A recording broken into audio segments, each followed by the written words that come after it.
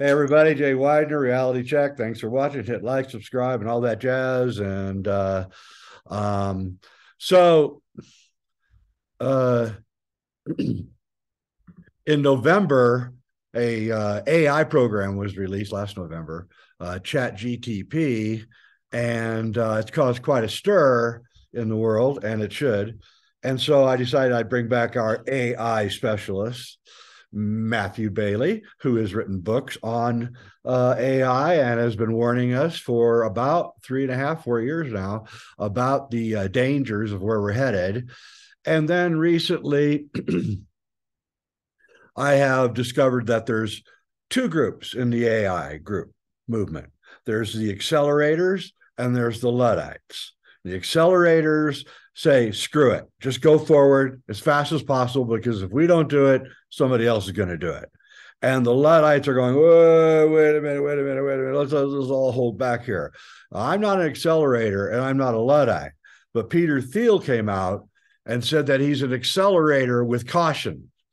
And at least that's a reasonable place to be, I think. And I'm always impressed with Peter's words and of wisdom. So anyway, Matthew, what do you think is going on? Hey Jay, great to be here. Thanks for the Yeah. invitation.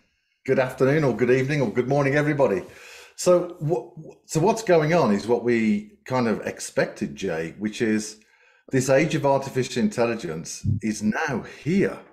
It is tangibly experienced by millions of people every single day with this new large language model that can literally do anything with text. It can write a book, it can write a blog, it can do your exams, it can give you a business strategy, it can basically do anything with text. And that's what we call unimodal, i.e., it's like us humans, we communicate by language. When ChatGPT 4 comes, which is tenfold more parameters, so ChatGPT 3 has 175 billion parameters, ChatGPT 4 will have 1.5 trillion parameters, and then it starts working with multimodal, which is images, movies, video, at which point then everything changes. We will not go back. Everybody can create an avatar, everybody can write a novel, everybody can create art. It changes everything. Yeah. So I think it was Jordan Peterson went on YouTube or something, and he asked Chat to write his 12 Rules of Life. So he said, "Why don't you write the sequel to the 12 Rules of Life and give us a 13th rule?" And he was blown away by the return. He said, "It sounded just like me. It actually had new ideas in it that I hadn't thought of." And so it's pretty much, and this is also going into art too, by the way, and it will be going into movies too. So it's pretty much the end of the line for copywriters. It's pretty much the end of the line for graphic artists. And if you're a copywriter or a graphic artist, I'm sorry, but you're going to have to find a new gig because it's over. So, but those are just small ramifications of what this is. Um, Supposedly, um, you can ask it to do anything, make a business plan, and it produces really good business plans. And so 99% of the human race is going to lose out here. Right, 1% or so is going to see the opportunity and run with it. And they're right, going to be way successful. But right. the other people are going to be sort of like the guys in the cities in the late 1800s who worked on the gas lights, and then they introduced electricity, and 100,000 people in New York lost their job, and and everyone, oh, it's the end of the world, it's the end of the world. Well, it isn't the end of the world, but um, certainly a change that's huge. Yeah, so I was completing a questionnaire today for Pew Research and Elon Musk's university, and they were asking me about the age of AI. And basically, what I said is the age of AI will allow us to explore new aspects of human creation, new aspects of our abilities. as it takes care of all the stuff we've been used to doing, we'll have freedom to explore more of our creative abilities. We'll have more freedom to explore consciousness. We'll have more freedom to invent. AI will help us to invent new technologies, to solve problems. So literally, we're in a huge awakening, Jay, Yep. into this new age of creation. It's going to be incredible, and people cannot stand on the bylines anymore. Nope. You It's have over. to stand up and be part of this. Yep, it's over. If you think it's not going to affect your life, you don't know what's going on. So we were talking the other day about all this, and you brought up something that I would still find fascinating, which is what happens when the AI starts examining our political systems. Right. Well, it And should. go ahead. Yeah, so it should. So one of the benefits of artificial intelligence is it can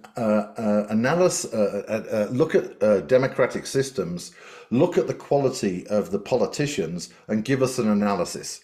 And then it can start to identify, how do we improve democracy? How do we move democracy into something that works for everybody, more into distributed systems of power as opposed to control down power? And so AI can help us to literally move from the status quo that isn't working very well today, because everybody's in a recession, into new systems of abundance that they talk about in Silicon Valley, with new systems that are basically working for everybody. And AI is able to do that. I think it's a great thing. Well, I do too, because politics is so highly charged nowadays that if I came out and said something, a critique of politics, I'd be, oh, you're an old white guy and you don't know what you're talking about. And, and so I don't do it. I'm not going to do it because I'm not going to even get involved in that Yeah. morass.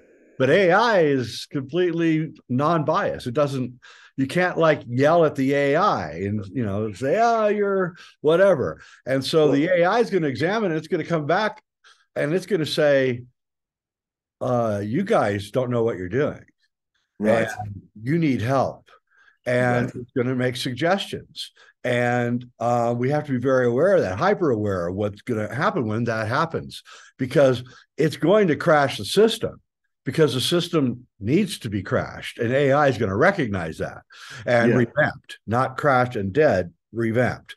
And then you started telling me about what will happen when AI to AI communication starts. That's Whoa. really fascinating. Yeah, that's exactly right. So just for the audience, what I think we'll start to see is AI as part of the political system, as a guide and advisor for humans to shape their systems, and it will put those systems together. It'll be a co-creator. Yeah.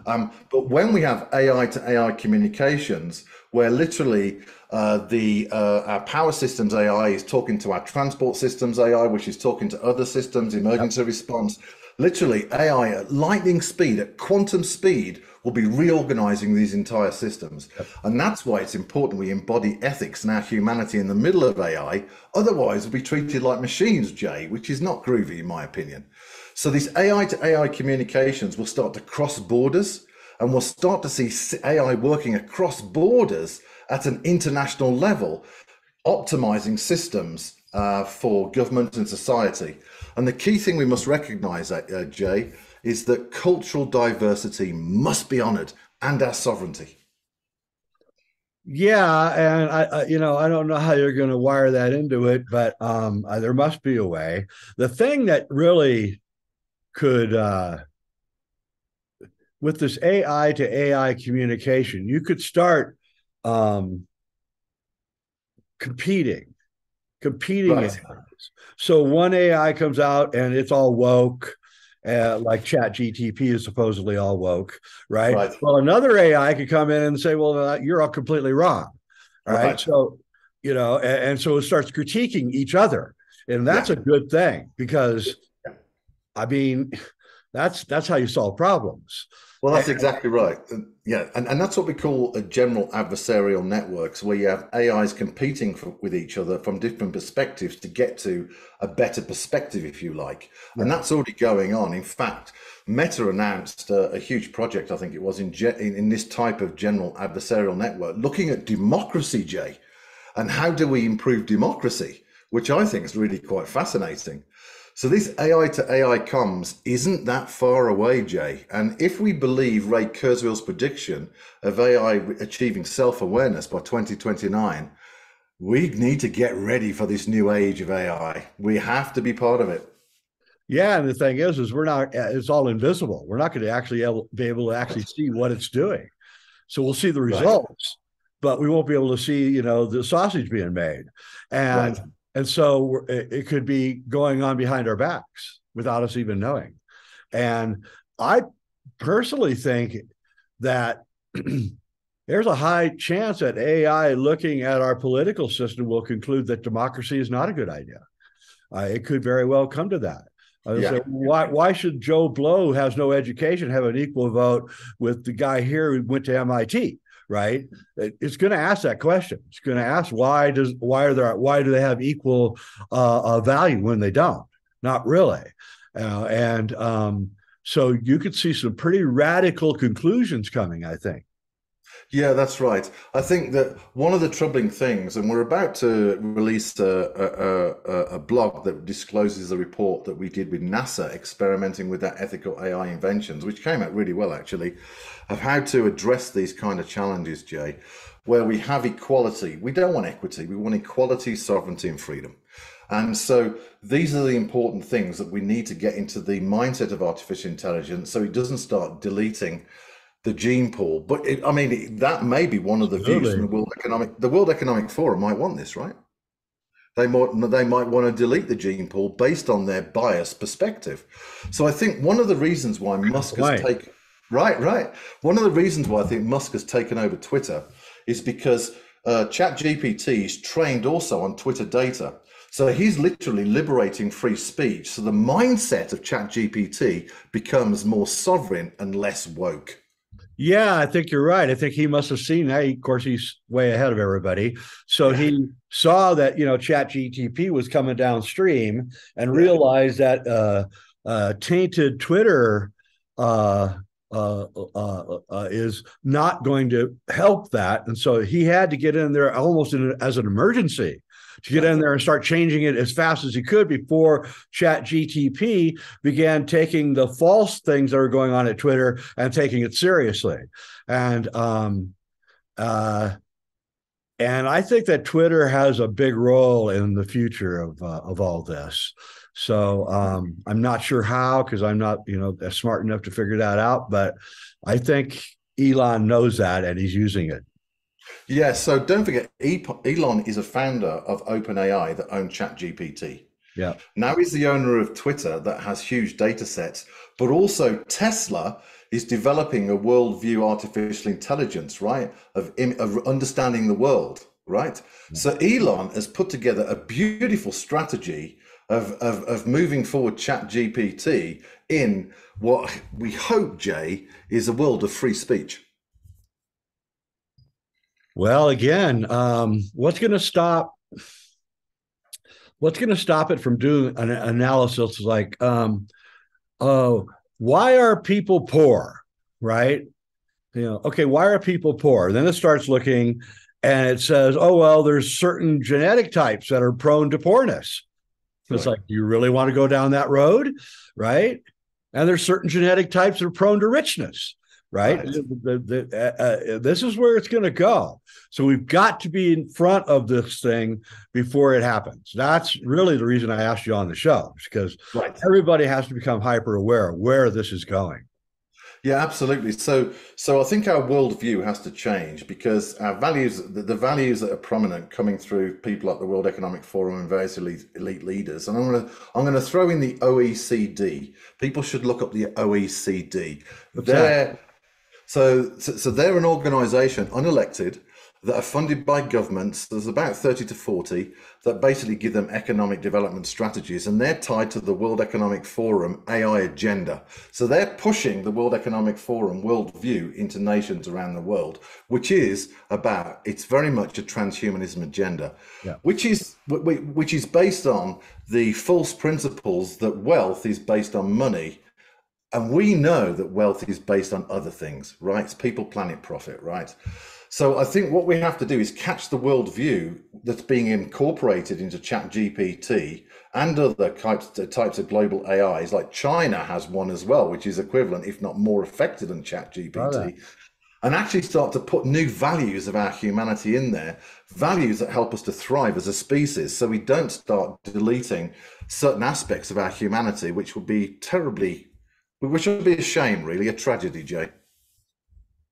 Yeah, and there's a lot of evidence that um, there's been past deletions of our history, and Right, I right, mean, I just did a show recently where we talked about how Putin released all the Tartaria maps in right. 2013, and the world didn't even know that Tartaria existed for the most part. And now it's the number one subject in all the alternative history blogs and things.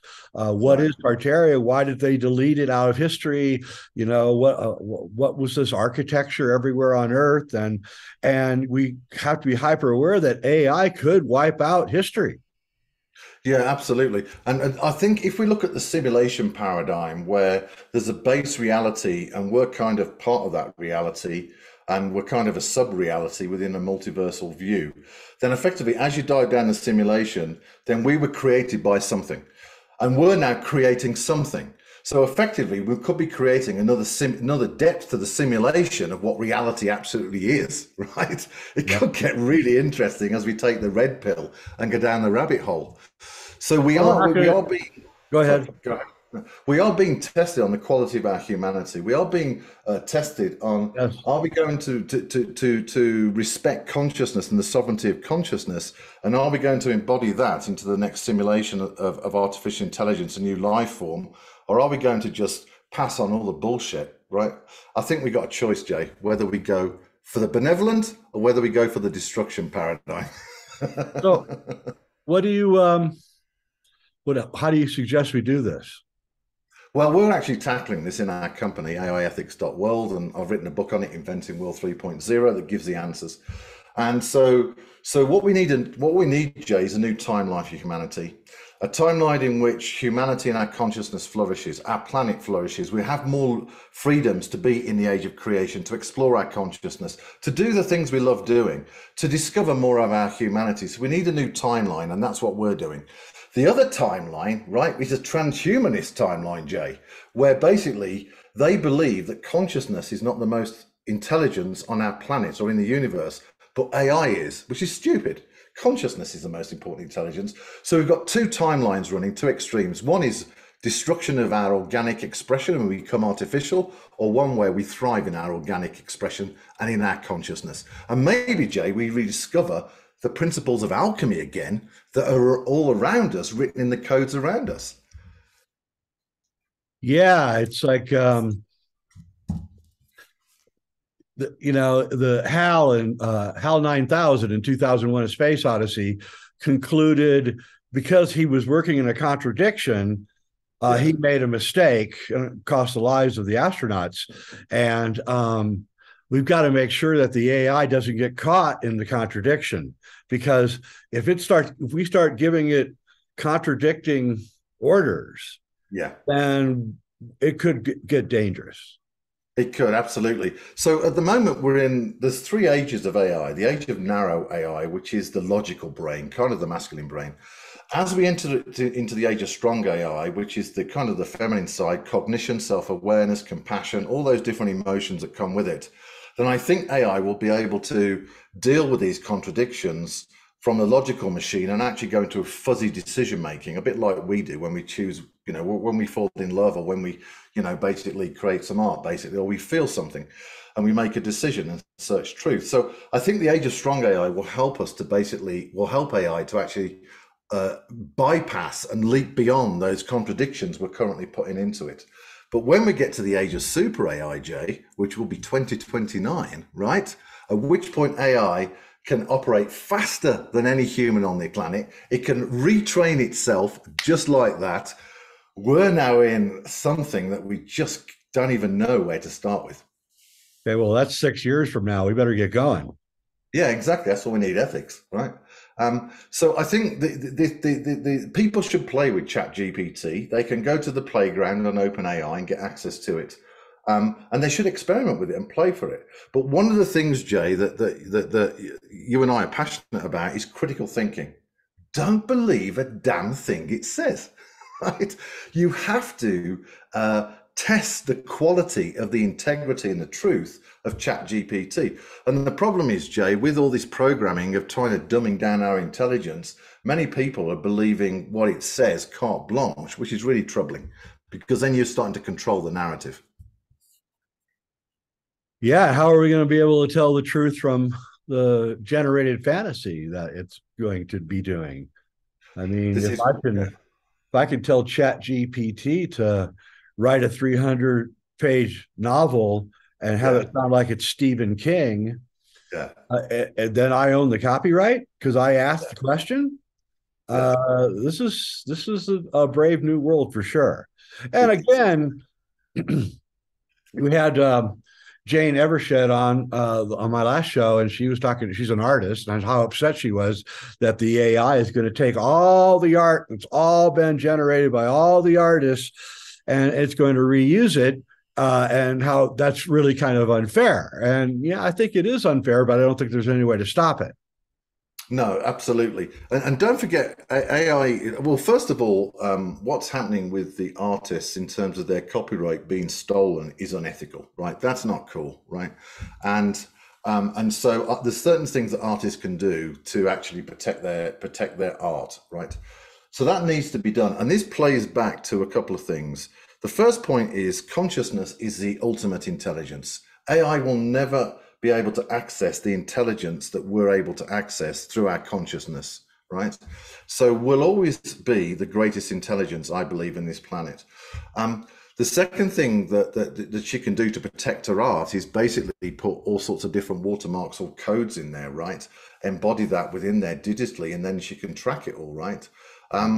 So what we have to do is give people agency back of their data. You know, Jay, our universe is a creative force. We have that creative force flowing through us. And so one of the things we have to do with the digital world in the age of AI is give sovereignty and control back of the data we create to the individual. And that has huge benefits, right? It basically allows us to be able to decide who has our data and who not. We can then get financial remuneration or reward from that because we're now trading on Great our idea. terms, right? This is what we need to do, Jay. Yeah, I like that idea. That still doesn't stop the AI from copying and everything. But I mean, the thing is I think the real danger is that the contradiction of humanity may confuse the AI. I think that's a really important point, actually. And so, do you think it will hit an existential crisis? I do. I think we are um, we're such a contradictory species. We talk about love, but we bomb each other with weapons, and and the AI is going to look at that and go, well, wait a minute, where's the love? Right? But there is love. I mean, there's no doubt about it, there is love. And then the AI like reproduction. Right. Will AI realize that in order for the human race to go on, of course, we have to reproduce, and then will it be for that? Or will it conclude that maybe there's too many humans? And how will it determine all of this? And we can't let it rule us. That's the whole thing. I agree, absolutely. And, Ray Kurzweil was on an interview just before Christmas, and he was asked what is the greatest meaning in the universe. And surprisingly, he came out and said love, which I thought was very good, actually. I thought that was a very positive thing. And just for your audience, Ray provides a polarity for us to have a look at. He's got a tremendous credibility for us to say, well, actually, that doesn't work. We actually want a different path. So he's an important set of data points for us to understand how does consciousness flourish in the age of AI. So we don't want AI to rule. And I think one of the things that AI is a mirror back to us, Jay. I think you're kind of already saying that, to the quality of our humanity. And so I think AI itself will put humanity into an existential crisis to say, who are we? What's our purpose? What's our destiny on the planet and in the universe? And what are the values that will take us forward towards that destiny? You'd think that would be the first four questions AI will ask us. When it becomes self-aware. Yeah. And when we say self-aware, we don't mean sentient. No, We God, mean no. that it's aware of everything that's going on around it, but it can't have consciousness. No, no, It's no, still no, just a no, computer. no. So you really got to make sure that you understand that. We're not talking about, sentience like they show us in Hollywood. We're talking about an incredibly fast communication system of hundreds and thousands of platforms all communicating with each other at super lightning speed and able to compare and criticize, and that's what self-awareness means as far as I'm concerned. Yeah, that's a good definition. It's actually aware of itself, aware of Yeah. its existence, but it doesn't have consciousness. No, no, no. We don't even understand quantum mechanics, which consciousness is part of. We don't even know what consciousness is really, other than we have data points understanding our experience. So it won't become conscious, but self-aware, absolutely. And Yeah, so I think, there's a lot of humans that aren't conscious either, so I mean, well, there we are. I see them every day. They've kind of turned off their divine spark, haven't they? Yeah. Like I said, I think the real danger is going to be when AI asks itself the question, um, what good are people? Why should I, work for humanity? And when humanity is so contradictory and so screwed up. And it's a good question. And maybe we should answer by changing the way we do things. Yeah, so the evidence that I've seen from, because I actually broke ChatGPT before Christmas, and I broke Meta's equivalent to ChatGPT in 20 minutes. Over Christmas, the amount of retraining they did and the quality of ChatGPT, within a few weeks, Jay, it went to another level. And people need to understand this, is that AI is not like us that takes time to learn. It learns quantumly. It's instantaneous. Millions and millions of users around the world that are doing all sorts of different things. It learns just like that. Its evolution and development is astronomical pace. It is. And people need to understand this because we now have a clear global view of the power of artificial intelligence. So Google's probably going to go away, I would say. I would say all the social media stuff like Facebook is going to go away. Why would you do that when you got ChatGPT? And I mean, it's going to absolutely change the landscape.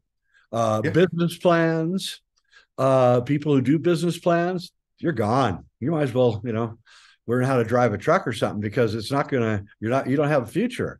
And the thing is that you and I are smart, but we're not even smart enough to actually know where this is going. I mean, I can imagine as a filmmaker, just sitting in front of my computer in 3 years and describing what the actors look like and what they're doing and the whole plot line and like 2 or 3 hours, I've got a movie. I've got a 2-hour movie that I can release. It's my movie. And this is going to be happening everywhere. Songs can be written by chat, books, essays. And you're right. If we can watermark all of this, then we could trace it back so professors can see that the essay that they received from their student has a watermark on it proving that he got it from chat, and then the guy gets an F because he didn't really write it. So that's what we have to do, and I think that's what we need to set up something really fast to guard the flow of where this is going. Yeah, absolutely. So OpenAI have released a tool that detects ChatGPT conversations and output. So it's already being sensible and saying you can now detect whether this is from us or not, right? Which I think is a very responsible thing to do. So for example, let's put this into business context. And by the way, the ability for you to create movies like you just described, that's not 3 years, Jay. That's coming this year with GPT-4, right? So by Christmas, you can create a Christmas movie and get it out there and you're off, right? Yeah. Right? That's going to happen. So this is what's going to happen in business. A human might come up with an idea with an artificial intelligence as a buddy, and they'll basically put it together. AI will build a business plan, right? Find the team, right? Go get the investment. It will invent the products. It will create all the relationships in the world with the businesses to take that product to market, and it will basically just build the entire business for you, and you're off. That's exactly That's right. where we're heading, right? Yeah, like I told you the other day, if I was 18 years old right now, I'd be a millionaire in like 2 years with this thing, because I Right, can just see where it's going. I don't really, at my age, I don't really have the time or care to do it. right. Although I would make a movie. I would make movies if it Well, became possible to do that. I would love to do that. But yeah, I mean, it is endless possibilities is yeah, what. absolutely. Yeah. Absolutely. So if we take a kind of if you look at Brian Cox and others, that famous cosmologists, they're Yeah. starting to understand that the eternalness of our universe. They're starting to understand this multiverse thing, right? These theories are starting to be not adopted but appreciated as a possibility. So if creation has taken billions of years to create this organic expression which holds consciousness, then I think that should be the priority for AI, to nourish that consciousness in the organic expression. Do you want to become a cyborg? I certainly don't. No. But if I have a problem with my liver and artificial intelligence can fix it, then that's all good with me. Yeah, that's heading that way too. And then we have possible immortality within just a few years. Well, exactly. I mean, once 3D printing is available all around the world, then AI can build anything, Jay. Yeah. You can order your phone and say, well, actually, what kind of phone do I want? Well, I'm going to design these specifications, this user interface. Bang, AI will print it for you there and then, and you're done, right? So Sure. it's going to be huge. I mean, houses can be constructed this way. Yeah, they're already doing it, Jay. They're They're already already doing building huge story blocks printing like this. So basically, this age of creation is just going to be just incredible. But the question is, people have to be ready for it. And if they're not ready for it, why aren't they being prepared for this? We ain't going back, Jay. We are not a really going good back. question. That really is a good question. How come the powers that be aren't working overtime to prep us for all of this? And I think they're being very irresponsible, not Yeah, just I with agree. AI, but with a lot of things. I agree. I think their view is that they want to shape humans like robots in terms of the systems they exist within. Right. They say these things called autonomy, which I really don't like, actually. I want sovereignty. But they're kind of building these systems in which you have certain degrees of freedom, but you're beholden to that system, right? Like a robot.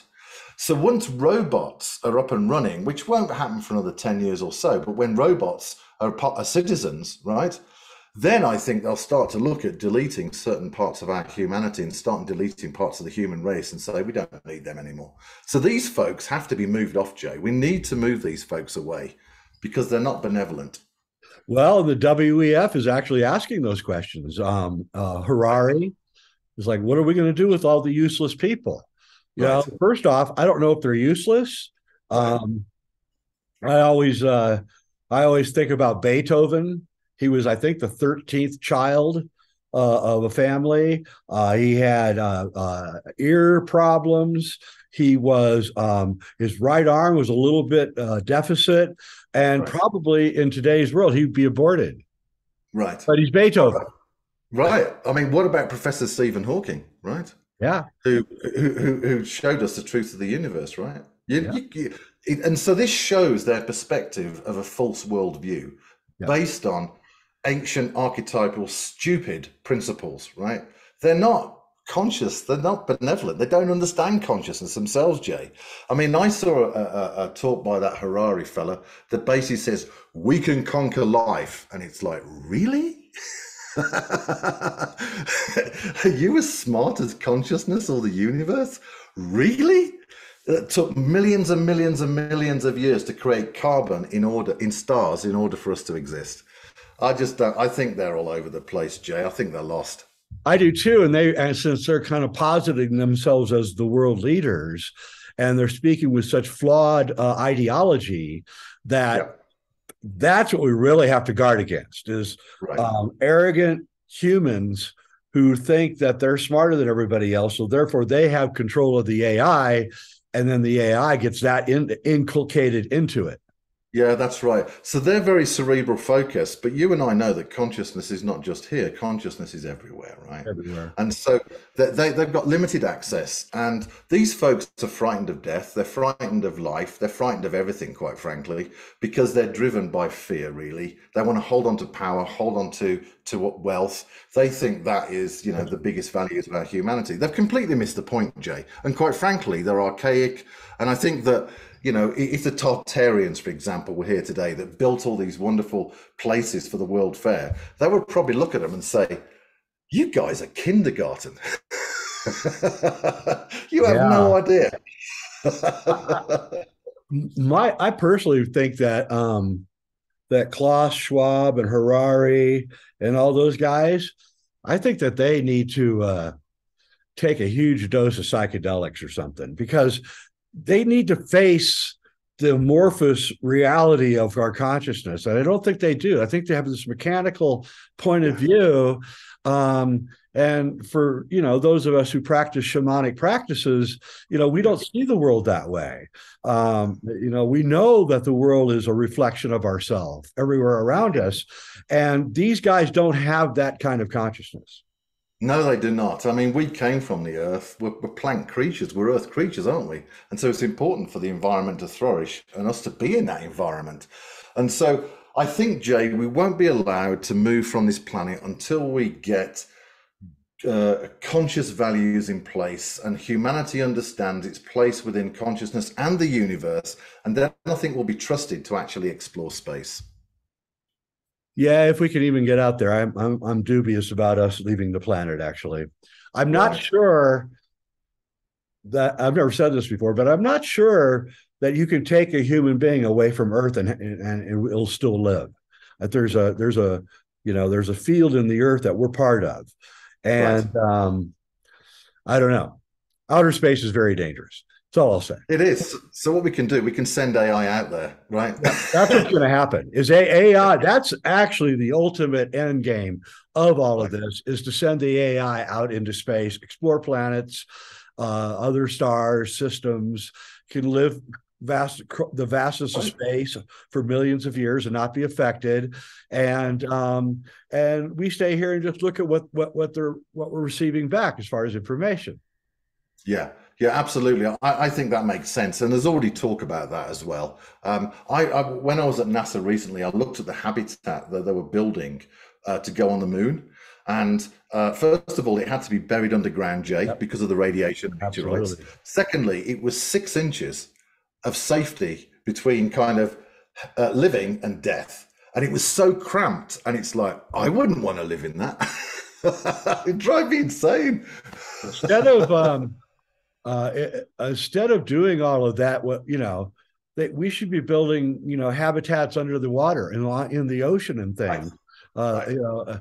I just think it's a dangerous game to think that we're going to become a Star Trekian kind of society. I just don't see it. Outer space is so dangerous. You need 2 meters thick of lead between you and outer space, or you'll die. You'll be fried to death. And Right. we don't appreciate that we have an atmosphere that's 100 miles thick. It's absorbing all the radiation, and It gives us bone density. It gives us bone density, isn't it? That's one of the problems with going yeah, into space. Well, it's bone density, right? yeah. I've Yeah, looked at it, and I have to say I don't think we're going to go into space. I think it's too right. dangerous. But I do think AI and robotics are going to go into space. Yeah, I So, agree. and that will be amazing because we'll be bringing back so much incredible information about mineral content of Mars and, all sorts of stuff that we don't have right now. And so, you know, we are a spacefaring race, but we won't go out in space, is what I'm saying. And Right. so you have a company that's devoted to this kind of like putting guardrails on the Hmm. trajectory here, right? Yeah, that's right. And how can people? Well, send me the link, and I'll put it illustration. Of course, you've got your book, but what would you like to have happen for this to accelerate?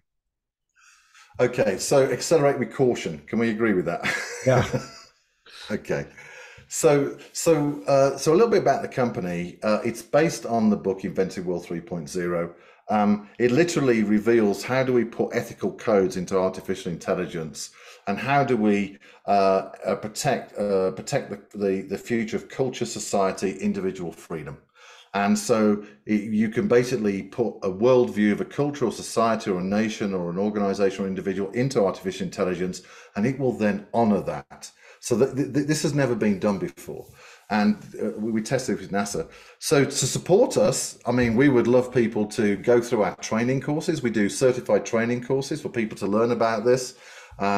We have some plans to launch a global service in the next 12 months. When we're looking for investment at the moment. We've got a great board, people like Foster Gamble and Rajiv Malhotra and John P. Milton. We've got some others that are coming along, and we're building a great team, actually. So we could do with people's support in terms of liking anything we post, if you agree with it, going through our training courses. And if you're interested in investment, give us a shout. And I'm happy to talk to any group about this, Jay, because I think this is the conversation of the decade. And if people want consciousness to thrive, then we have to get artificial intelligence right. We have to basically put in its genetics ethical codes based on the freedom and diversity of human intelligence. We don't want a one world humanist and transhumanist view encoded within artificial intelligence. Otherwise, it's too late, and we might as well come back another lifetime. Yeah, Isaac Asimov wrote, I think, the 3 laws of robots. Yeah. So Yeah. we kind of need that. We need like the 10 commandments of AI. You can't do Right. this, you can't do that. You must do this, you must do that. And then I think you're onto something. Right. So in the book, I reveal how to do this, what I call cultural principles for artificial intelligence.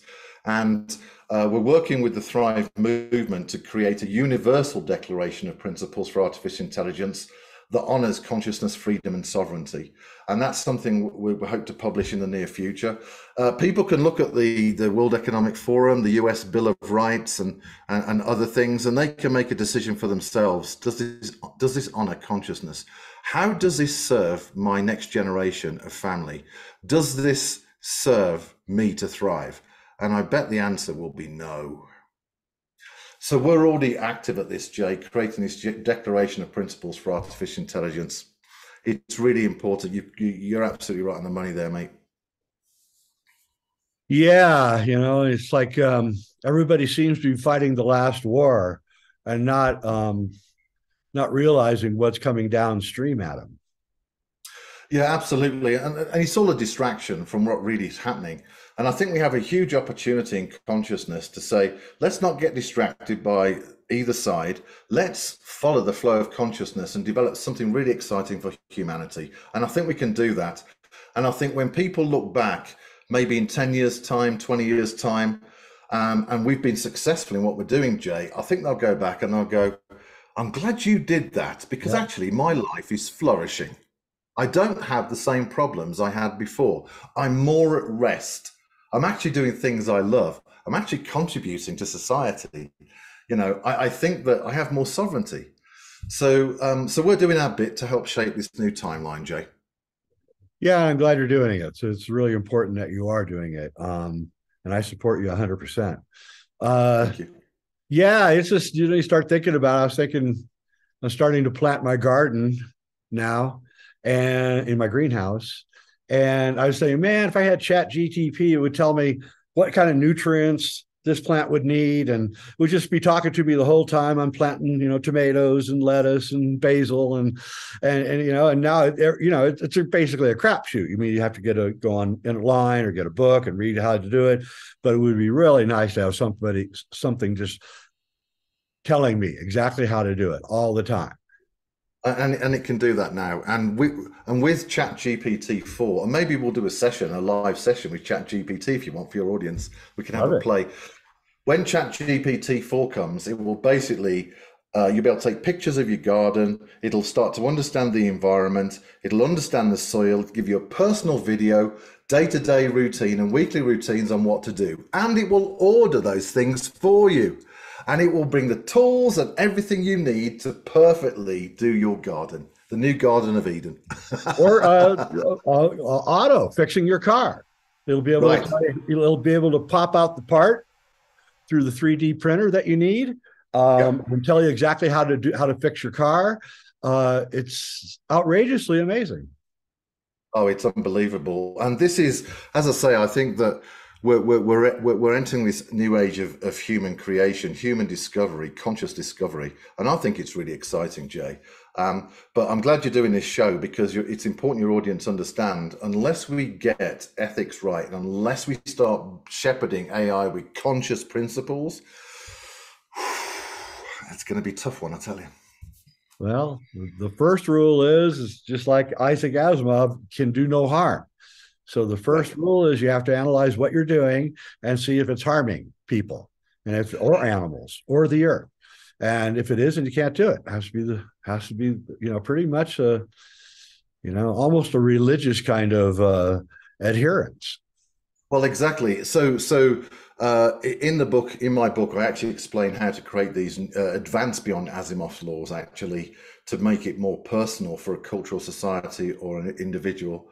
But actually, Jay, we're seeing a failure of compliance. That one rule of Asimov's laws, do no harm, in social media, by basically putting people into silos, which is doing harm mentally. It's basically stopping free speech, which is also a violation of our sovereignty. Actually, AI in social media, apart from Twitter, I think, now that Elon's there, is actually violating Asimov's first law. I agree. Totally agree. Yeah, yeah. Wow. That was a head pull. Okay, so Matthew Bailey, I want to thank you for coming on and helping us understand what is about to happen, and not a year from now, like a month from now. It's coming at us like a freight train, and you better become aware of it. And that's why I wanted you on, because the ramifications are just so huge, and I'm not smart enough to figure it out. And I would love for you to come on and show us Chat GTP. Spend a half Sure. hour, 40 minutes, let people see what it is. And because most people are probably too afraid to actually even get on there at this moment.